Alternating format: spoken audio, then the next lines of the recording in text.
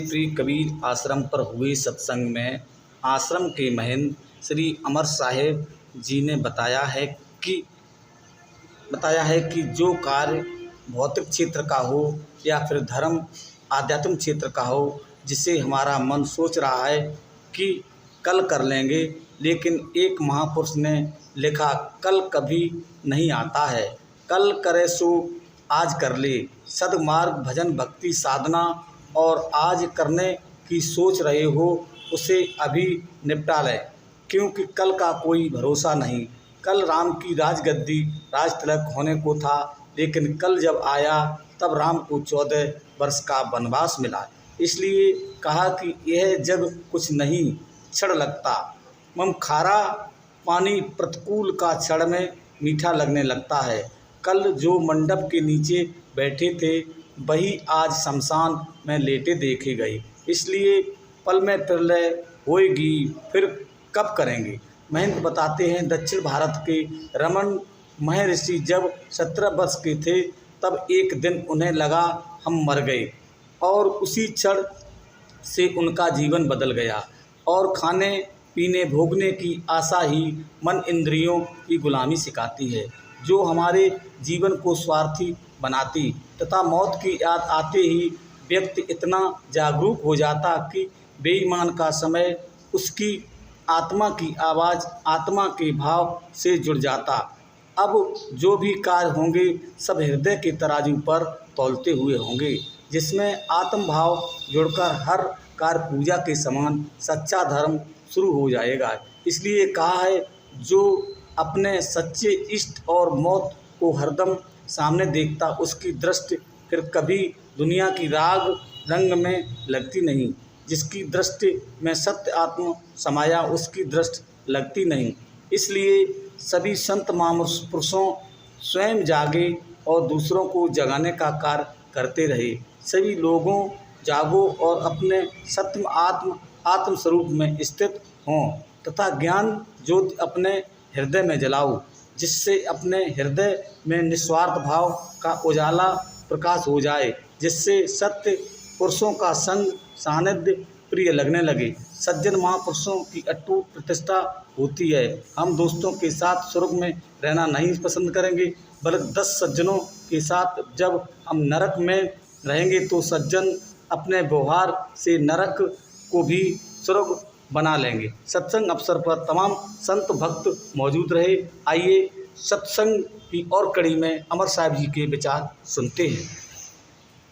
अंधविश्वास और अवैज्ञानिक मान्यता और झूठ छल फरेब से लदते चले जाते। जितना हमारा सहज जीवन होता जाए, सहज जीवन किसे कहते हैं? जिसमें बनावट मिलावट और दिखावट न हो। एक फकीर एक गांव में भिक्षा के लिए गया, तो एक दरवाजे पर उसने आवाज लगाई। अंदर से आवाज आई कि महाराज थोड़ी देर खड़े रहिए, अभी हम एक देवी की सेवा कर रही हूं और अभी थोड़ी देर में आपके लिए भिक्षा ला रहे हैं। तो फकीर दरवाजे पर थोड़ी देर प्रतीक्षा में बैठा रहा। तब तक जो घर की मालकिन थी वो आई भिक्षा लेकर के और उन फकीर को भिक्षा दी। उन फकीर ने पूछा कि भाई बहन जी, आपको एक बात पूछना चाहते हैं, अभी आप किस देवी की पूजा करती थी, किस देवी की सेवा कर रही थी?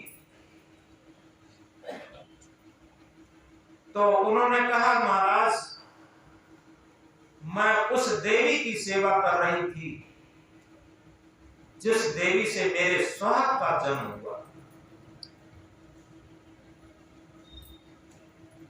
सुहाग कहते हैं, सब जानते हैं, पति को। पति का जन्म कहां से होता है? सासू मां से।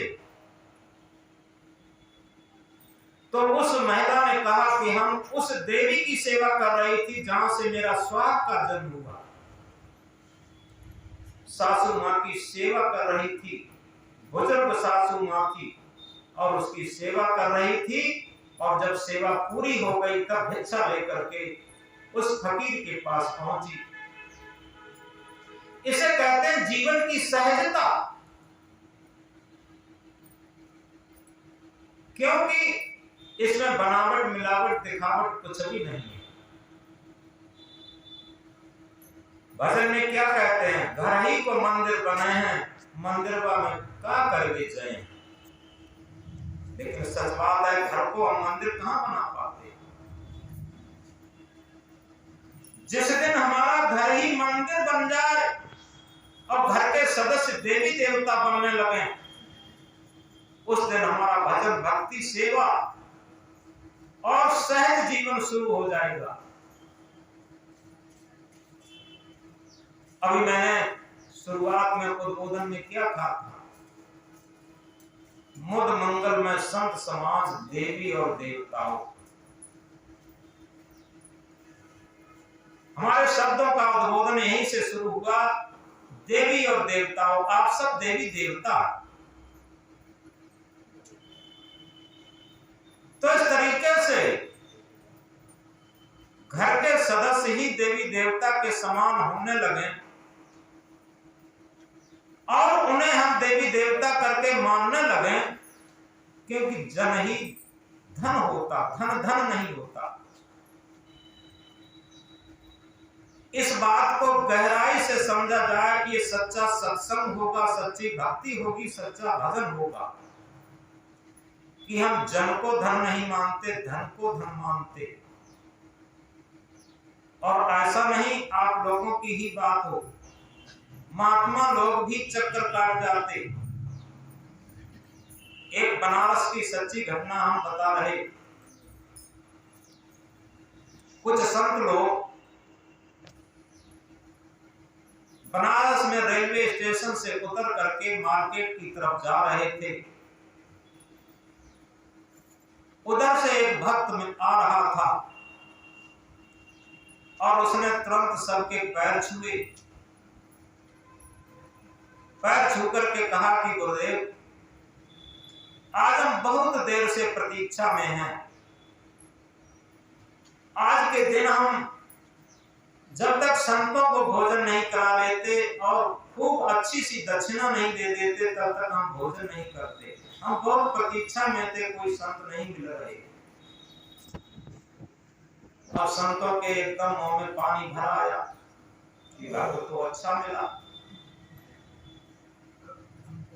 तो आगे चलता है, चलिए महाराज आप लोगों ने बड़ी कृपा दृष्टि की। आगे जाता है कि हलवाई की दुकान पर बैठा देता है और ये कहता है कि तब तक आप एक एक पाव जलेबी खाइए, नाश्ता में कब से चले होंगे, फिर चलते हैं घर पे। और एक एक पाव जलेबी उसे दिलवा दी, संतों को दिलवा दिया। और स्वयं ये थोड़ा पीछे की घटना है, तो एक कमंडल पीतल के भी थे लोगों के पास। पहले लोग पीतल के कमंडल रखते थे। तो उसने कहा कि ये कमंडल लाइए, हम थोड़ा दूध और लेकर के आते हैं, जलेबी वैसे नहीं खा पाओगे, हम दूध लेकर के आते हैं। और वो कमंडल ले गया। कमंडल ले गया और लौटा ही नहीं। आध घंटा से ज्यादा हो गया इंतजार करते करते। तो उन संतों ने हलवाई से पूछा कि भैया जो आदमी अभी कमंडल लेके गया है वो कहां गया? हलवाई ने कहा देखो कमंडल लेके कहां गया मुझे कुछ नहीं पता, तुम्हारे साथ वो व्यक्ति आया था, तुम्हारा कमंडल ले गया। ये सबसे पहले पाव पाव जलेबियां ली हैं, इनके दाम चुकाइए। अब क्या करें बेचारे, सबके दाम चुकाए और कमंडल चले गए। तो लौट के ही नहीं आया। और इसीलिए कहा राग रंग में दुनिया रीझे चटक मटक में नारी, राग रंग में दुनिया रीझे चटक मटक में नारी, और भाव भगत में साधु रीझे तीनों निपट नारी। अगर कहीं बहुत राग रंग में कुछ हो रहा है तो दुनिया रीझे, यानी न नींद आ सकती, न भूख लग सकती, न प्यास लग सकती, न भैंस प्यासी बंधी होगी, न कोई मतलब नहीं, क्योंकि राग रंग चाहिए दुनिया को। आप देख रहे हैं आज टहलते हुए घूमते हुए किसी के कानों से आवाज बंद नहीं होती। आप कहीं भी देख लीजिए, कानों में कुछ न कुछ तार लगे होंगे, सुनाई दे रहा होगा। तो इस तरीके से इस राग रंग ने हमारा जीवन बनावट मिलावट और दिखावट में बदल दिया। कल यहाँ एक लड़का एक मोटरसाइकिल लाया था, परिचित था, और 2 लाख की मोटरसाइकिल थी, लेकिन उसकी हस्ती बहुत कमजोर थी। अब लाने के बाद उसने कहा गुरुजी इसका थोड़ा पूजन कर दो। अब कुछ कह भी न पा, थोड़ा प्रसाद बांटे, और इसके बाद हमने वो जब चला गया तब गार्जियंस से फोन किया, तो गार्जियन से कहा कि गुरुजी कहाँ, उसने हमें कहाँ बताया, मोटरसाइकिल की बात हमें कहाँ बताई, और इतनी महंगी मोटरसाइकिल लेके आया।